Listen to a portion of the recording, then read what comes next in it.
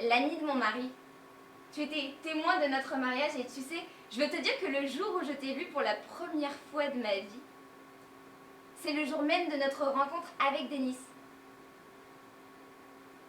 J'étais venue à un rendez-vous avec Denis et toi tu étais là.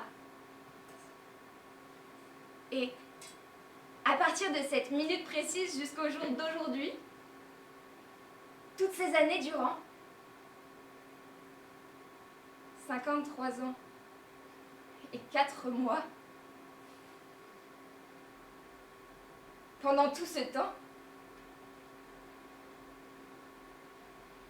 pendant tout ce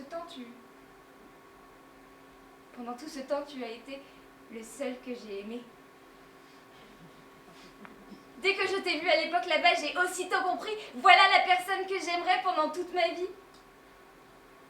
Mais toi, tu étais mariée. Je voyais bien, tu aimais ta femme.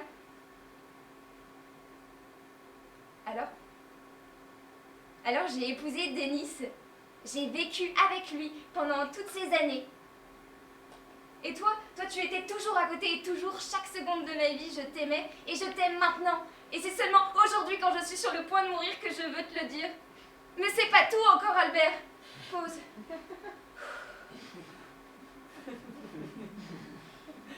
Je veux t'exprimer ma reconnaissance pour le bonheur qu'il m'a été donné de ressentir en ayant eu la possibilité si rare d'aimer. Grâce à mon amour pour toi, j'ai compris ce que signifie ne rien souhaiter pour soi-même, mais seulement donner. J'ai compris que l'amour c'est un don, que l'amour véritable ne réclame rien, ne prétend à rien.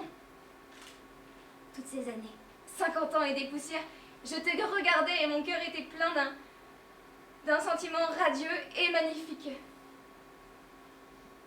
Bien sûr, je souffrais. Bien sûr, je souffrais de l'impossibilité d'être à tes côtés. J'ai toujours voulu être avec toi.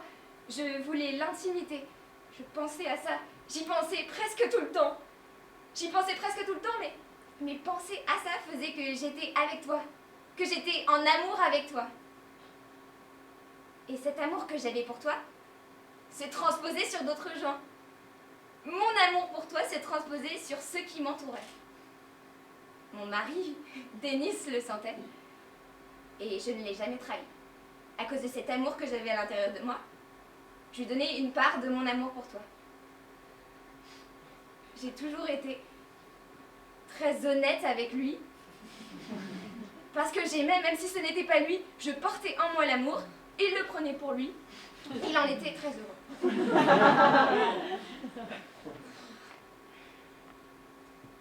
J'ai surtout souffert quand j'étais jeune parce que j'étais persuadée que l'amour ne peut être que réciproque.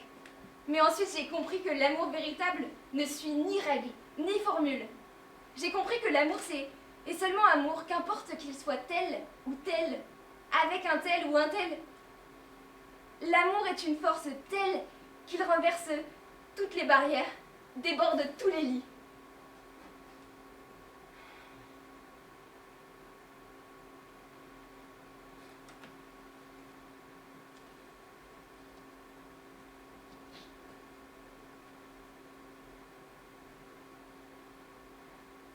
Je t'aimais sans aucun espoir de réciprocité. Et à cause de cela, mon amour pour toi devenait toujours plus fort. Et moi-même, je devenais plus forte. Je me faisais plus vaillante. Et je devenais courageuse. Et aujourd'hui, je suis devenue courageuse. L'amour sans aucun espoir de réciprocité m'a appris à être plus responsable de mon sentiment, m'a appris à être plus responsable de mon cœur. J'ai compris que l'amour c'est une chose difficile à trouver, mais très facile à perdre. Et alors, j'ai commencé à protéger mon sentiment. Merci Albert de ne m'avoir jamais donné la possibilité de me rapprocher de toi. Merci de ne m'avoir jamais regardé ne serait-ce qu'une seule fois en tant que femme, mais de m'avoir toujours regardée en tant que la femme de ton ami. Je ne sais pas si j'aurais pu me retenir, si je pourrais me retenir si une occasion d'intimité avec toi s'était présentée. Je respecte Et j'admire sincèrement ta magnifique femme, Margaret. C'est une personne étonnamment subtile. Et toi, tu l'aimes. Et ça, c'est magnifique. Et je veux te dire, je suis ravie que la personne que j'aime plus que la vie même soit capable d'aimer. Je sais, tu es capable d'aimer. Et ça, c'est magnifique. Je vous souhaite à toi et à Margaret beaucoup de bonheur. Je vous souhaite de vivre encore longtemps ensemble. Je t'exprime toute ma reconnaissance pour la possibilité de t'avoir rencontré, pour le fait que tu existes, pour le fait que tu es, pour la possibilité d'avoir vécu une vie faite d'amour, pour la possibilité de découvrir que l'amour, c'est quand tu ne fais que donner sans rien attendre en retour. Merci. Merci d'être venu, de m'avoir écouté, de me donner la possibilité de quitter la vie de cette manière, si belle, au point qu'elle satisfait les plus hautes exigences. Je suis ravie d'une telle mort. J'ai eu de la chance. Denis est parti en premier. J'ai pu l'accompagner. Il est mort d'une très belle manière. Et voilà que moi, à mon tour, aussi je meurs en ayant la sensation de ne pas avoir vécu ma vie pour rien. J'ai pas peur de la mort. J'ai vécu toute ma vie pour découvrir l'amour existe. L'amour est une force énorme. L'amour vainc la mort. Je t'aime. Et voilà toute l'histoire. Et pause.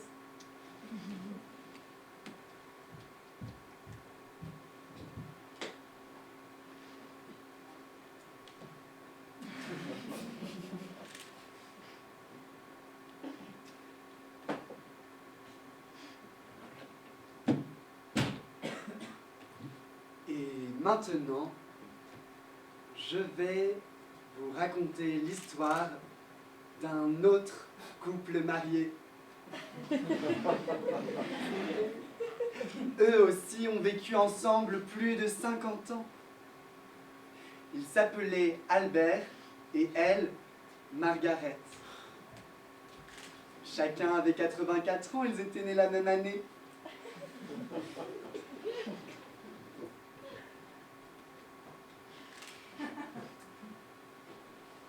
Et voilà qu'une fois, après une promenade, Albert est rentré à la maison.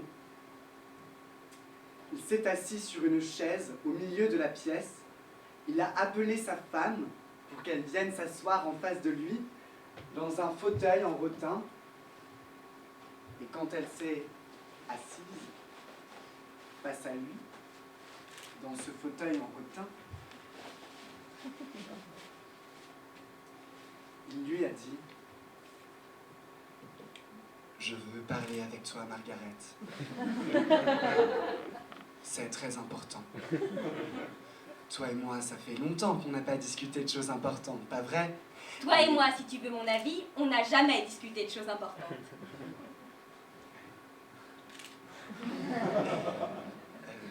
Oui, c'était une femme dotée d'un bon sens de l'humour. Oui, c'est assurément drôle, a dit Albert. Et ensuite, il a continué.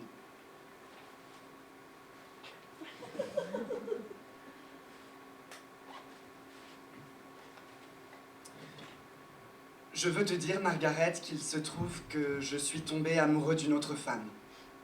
Il m'est difficile de t'en parler, mais nous avons vécu ensemble 54 ans et je ne t'ai jamais trahi sérieusement.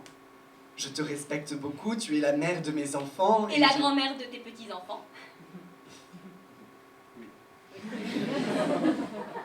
C'était une femme dotée d'un très bon sens de l'humour. Oui, c'est assurément drôle, a dit Albert. Et ensuite, il a poursuivi. Eh bien voilà, Margaret, je dois te dire une vérité très désagréable. Margaret, pour la première fois dans ma vie, j'ai compris ce qu'est l'amour. Ce qu'est le véritable amour. celui-là même que décrit la littérature, celui dont tout le monde rêve dans sa jeunesse et que personne ne trouve, alors tout le monde se satisfait de ce qu'il a sous la main. N'ayant pas trouvé le véritable amour, nous déduisons qu'il n'existe pas du tout, que tout cela n'est qu'une pure fiction littéraire, et alors nous épousons celui ou celle qui est à côté, qui est à portée de main, qui est bien réel, et nous vivons avec lui ou avec elle toute notre vie en pensant que voilà, c'est donc ça, tout l'amour qui peut exister. Que voilà, c'est donc tout ce dont l'humanité est capable. Mais en vérité, l'amour est tout autre.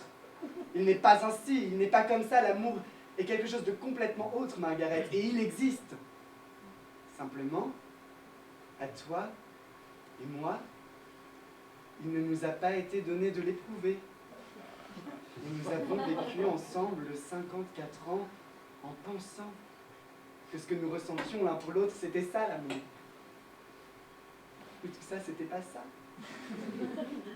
C'était pas ce sentiment-là. L'amour est tout autre. Il a une autre odeur, il a d'autres vibrations, il a un goût différent, une couleur différente. Et ça, je ne l'ai compris qu'aujourd'hui. Je n'ai pu découvrir ça qu'à la fin de ma vie. Mais je suis heureux que même à la fin de ma vie, ça me soit arrivé. Je suis heureux bien que j'ai sincèrement pitié de toi, Margaret. Je ne veux pas avoir l'air ingrat, tu m'as offert tes meilleures années. Tu m'as offert toute ta vie. Et je te suis reconnaissant sans limite, j'apprécie beaucoup ça. Non, mais tu es la personne qui m'est la plus proche, tu l'as toujours été, tu le resteras toujours. Mais Margaret, je ne t'ai jamais aimée. Et toi non plus, tu ne m'as jamais aimée, crois-moi. Toi et moi, nous ne nous sommes jamais aimés l'un l'autre.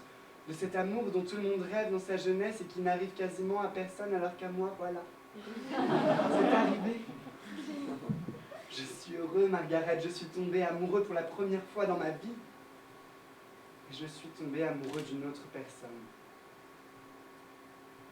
Pardonne-moi.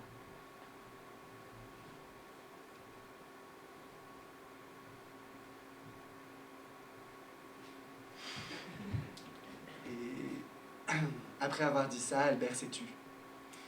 Et là, une petite pause s'est naturellement imposée. Pas très longue.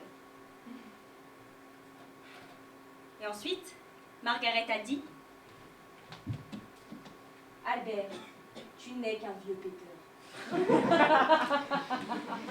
C'est seulement cela qu'elle a dit pour commencer. Parce que c'était une femme dotée d'un très bon sens de l'humour. Oui, voilà.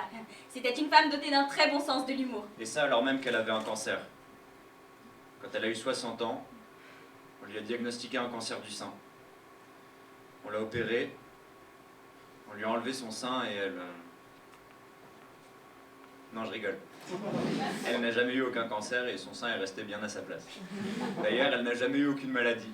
C'était une femme en bonne santé, dotée d'un bon sens de l'humour. Voilà, merci.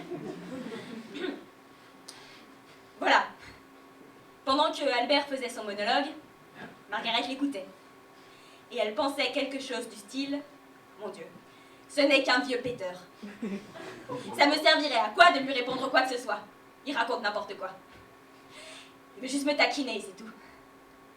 D'ailleurs, ça me servirait à quoi que je réagisse à toutes ces foutaises sur la